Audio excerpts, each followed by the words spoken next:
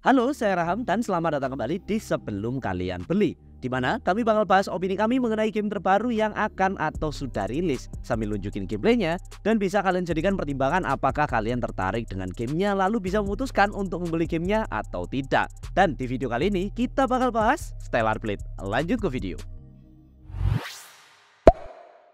Buat yang belum tahu, Stellar Blade adalah game AAA pertama dari Shift Up, yaitu developer Korea yang berspesialisasi di mobile game dan biasa dikenal dengan gamenya yang berjudul Goddess of Victory Nikke. Yuk kita bahas story dari Stellar Blade ini dulu. Stellar Blade ini bersetting di masa depan di mana bumi sudah hampir disapu bersih karena invasi alien yang disebut Naytiba. Tapi harapan umat manusia tidak sepenuhnya hilang karena beberapa dari mereka yang berhasil bertahan membuat koloni besar di luar angkasa dan juga pasukan khusus yang terdiri dari Angels, yaitu android tempur wanita yang ditugaskan untuk turun ke bumi dan membasmi Naytiba.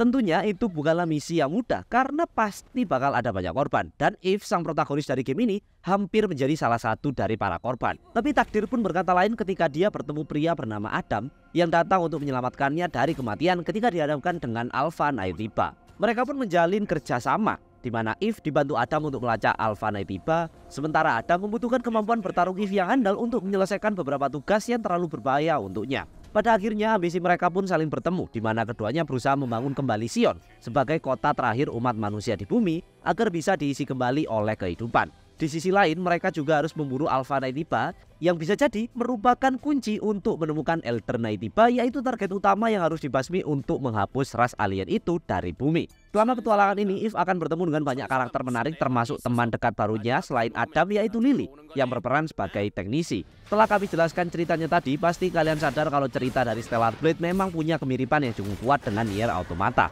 Entah itu dari konflik perang demi menyelamatkan bumi dari invasi alien dengan android wanita yang seksi, keberadaan companion droid yang selalu menemani Eve sebagai support, hingga musiknya yang juga memiliki style yang mirip karena keterlibatan Monaka dalam meracik musiknya, yaitu studio yang dimiliki oleh komposer Nier. Perbandingannya tentu tidak bisa dihindari, dan walaupun Stellar Blade punya identitas dan kekuatannya sendiri, menurut kami cerita bukanlah salah satu dari kedua hal tersebut.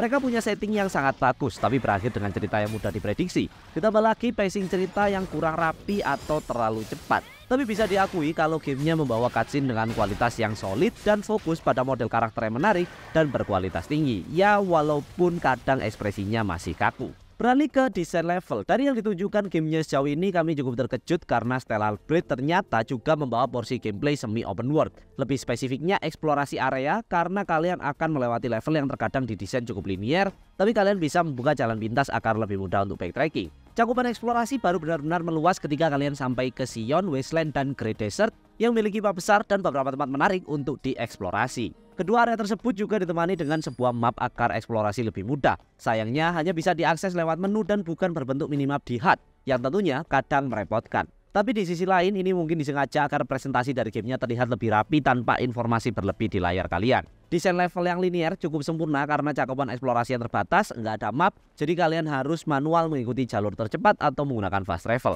Dan buat kami, eksplorasi desain level semi open world-nya cukup menyenangkan. Dan ini bisa berterima kasih pada developernya karena mereka menjamin eksplorasi yang rewarding, di mana kalian pasti akan selalu menemukan sesuatu yang menarik di setiap ujung. Di Sion, yaitu base utama, porsi eksplorasinya cukup ringan, di mana ini adalah safe area tanpa musuh, dan ini adalah pusat kita berinteraksi dengan penduduk, menyelesaikan pilihan misi, dan mengakses berbagai fasilitas. Masing-masing merchant juga punya affinity level hingga level 3 dan bisa menawarkan produk baru seperti desain pattern untuk crafting kostum yang keren dan seksi. Di area Wasteland banyak sekali rahasia, challenge, harta karun, hingga material yang bisa ditemukan yang bikin kalian sibuk sampai lupa waktu dan lupa kalau harus menyelesaikan misi. Belum lagi sisi menyebalkan lain yang dimana banyak sekali musuh yang sangat mudah diagro. Mereka juga nggak nyerah buat ngejar kalian, jadi dengan musuh yang banyak dalam jarak berdekatan, kabur ke camp untuk istirahat ketika kita sudah sekarat itu cukup bikin frustasi.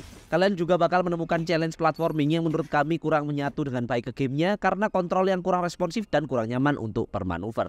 Kami sendiri memang merasa kurang nyaman untuk bagian kontrol, terutama di bagian combat yang sempat kami bahas di preview. Dan berita bagusnya, tingkat responsifnya terasa lebih pas di versi finalnya, membuat kami bisa lebih menikmati gamenya. Cuma untuk situasi gameplay yang intens seperti mengantisipasi blind attack atau manuver akurat, tingkat responsif dari kontrol kita tidak bisa 100% diandalkan. Ada beberapa serangan dan manuver yang tidak bisa di-cancel animasinya dan membuat pertahanan Eve terbuka selama animasi. Ya kami paham sih ini bisa memang disengaja untuk mengimbangi faktor risk dan reward, tapi memberikan player kesempatan untuk nge-cancel animasi atau bermanuver secara bebas bisa jadi memberikan pengalaman yang lebih rewarding, terutama membuat gamenya terasa lebih fleksibel di bagian combat yang tentunya lebih menyenangkan. Walaupun sudah banyak penyesuaian dari versi demo, gamenya masih memiliki potensi lebih besar dengan penyesuaian baru lainnya. If dipersenjatai dengan senjata berbentuk pedang yang termaterialisasi ke bentuk aksesoris ikat rambutnya, dan pedang ini menjadi basis dari gaya bertarung If dengan berbagai skill yang berhubungan dengannya. Kalian bisa normal attack, powerful attack, kombinasi keduanya lewat combo hingga menggunakan 4 main attack skill yang disebut beta yang bisa dieksekusi ketika mengumpulkan energi yang cukup. Ada special attack yang berfungsi untuk mendekat ke musuh atau gap closer yang bisa digunakan sebagai serangan yang berkelanjutan. Sisanya adalah manuver seperti dodge, block, loncat, parry, dan manuver untuk mengantisipasi serangan fatal seperti blink dan repulse untuk serangan dengan nyala biru dan merah, yang tentunya sangat menyenangkan ketika sukses dieksekusi. Beberapa dari manuver tersebut butuh timing yang pas seperti perfect parry dan dodge yang bisa dilanjutkan dengan heavy attack untuk mengkombo musuh. Teknik yang butuh timing ini cukup sulit untuk dimaster, terutama karena masalah kontrol yang tidak responsif tadi. Semakin jauh kalian akan mendapatkan akses ke skill baru dan combat pun terasa semakin dalam. Kita bisa memanfaatkan training mode untuk belajar menggunakan skill baru, terutama yang menggunakan command input untuk diingat atau perfect timing.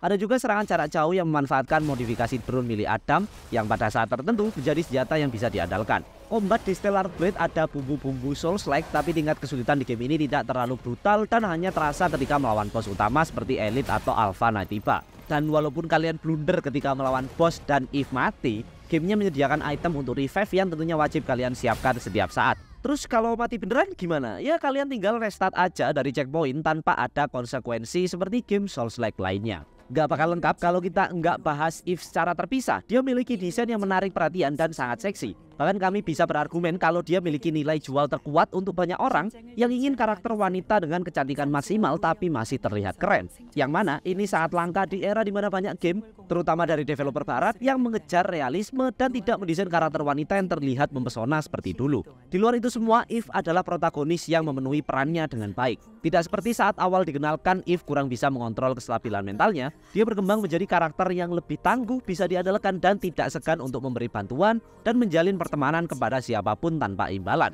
Walaupun jarang ditujukan, dia juga memiliki sisi imutnya seperti tersinggung ketika dikritik masalah rambut dan tidak ragu untuk mencoba gaya baru agar lebih pede. Mungkin dia memang terkadang terlihat sedikit hambar, tapi dia juga punya sisi menarik dari karakternya yang bisa kalian explore lebih dalam dengan memainkan gamenya secara mendetail. Seperti menyelesaikan side quest utama dari NPC yang didesain dengan cukup baik dan memiliki cerita yang menarik. Tidak lupa, If datang dengan desain yang cukup seksi dan memanjakan mata, tapi masih dalam batas realistis karena model karakternya berbasis dari badan model Korea, Shin Jae-eun. Baik dari cutscene, combat, atau gameplay, game ini tidak pernah gagal memamerkan sisi terbaik dari If. Kalau kalian tidak puas dengan desain If, game ini menawarkan kustomisasi yang cukup banyak. Kustomisasi dibagi menjadi dua untuk meningkatkan kemampuan bertarung dan untuk penampilan. Pada sisi combat, kalian bisa mengambil kombinasi dari dua equipment. Ada Exospine yang menentukan combat style dengan bonus yang bisa dibuka dari upgrade, dan juga ada gear yang memberi bonus fix tergantung rarity. Kalian juga bisa meningkatkan attack power, upgrade drone, dan membuka berbagai skill lewat repair konsol. Di sisi fashion atau penampilan, game ini memberikan banyak sekali kostum yang bisa kita dapatkan dengan cukup mudah, dari meningkatkan affinity merchant hingga dari eksplorasi. Kalian akan mendapatkan desain pattern atau blueprint karena setiap kostum harus kita craft sendiri lewat repair konsol menggunakan 3 material yang berbeda. Berita bagusnya, materialnya gampang didapat dan kalian bisa beli dengan cukup murah. Selain kostum dengan desain keren dan seksi, kalian bisa mempercantik If dengan aksesoris lain seperti ganti gaya rambut yang kami tidak sangka bisa ganti warna juga. Secara keseluruhan, sisi kustomisasi sangat memuaskan. Kami sendiri cukup sering gonta-ganti kostum If setiap ada kostum baru dan tidak pernah mengecewakan. Karena gamenya didevelop sebagai eksklusif PlayStation 5, ada ekspektasi kalau Stellar Blade bakal optimize, terutama ketika mengandalkan fitur utama dari konsolnya. Secara teknis, gamenya memang sangat teroptimisasi tanpa ada bug satupun. Gamenya menyediakan 3 opsi grafis, yaitu prioritas performa, balance, dan prioritas resolusi. Biasanya kami memilih opsi dengan visual terbaik, tapi opsi balance memiliki kualitas yang memuaskan dengan grafis yang indah dan FPS yang mulus. Pemanfaatan fitur PS5 sendiri cukup standar dengan sensasi adaptive trigger dan haptic feedback yang pas. Sayangnya loading screen-nya cukup lambat ketika pindah region utama, tapi kalau kalian di satu area bisa kami akui loadingnya cukup cepat. Kami sendiri ingin memuji tim audio di Shift Up dan kolaborasi mereka dengan Monaka Studios yang melakukan mixing musiknya. Kami nggak bikin berlebihan, tapi ini adalah pertama kali kami bermain game yang dimana semua soundtracknya sangat pas di telinga. Sayangnya di luar sisi teknis dan musik kualitas tinggi, game ini kurang fitur, terutama paling krusial adalah photo mode yang bikin susah cari screenshot yang bagus, apalagi karena ada HUD yang tidak bisa di-disable secara penuh. Untuk sebuah game yang menaruh fokus lebih pada kecantikan karakter, Stellar Blade malah tidak memfasilitasi fitur yang penting seperti ini. Bahkan fitur library juga tidak memiliki model viewer.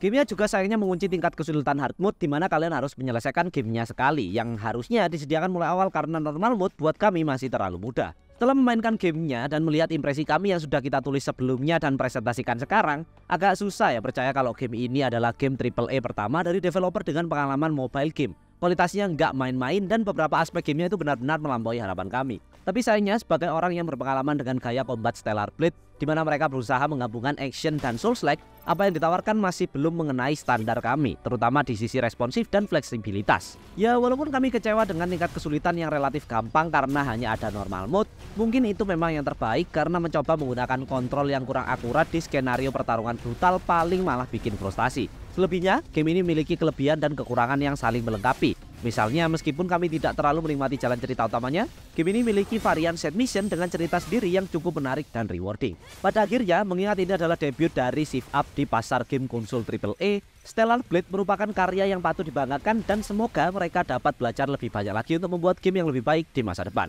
Jadi gimana menurut kalian sejauh ini? Apakah kalian makin penasaran sama Stellar Blade atau cuma pengen lihat?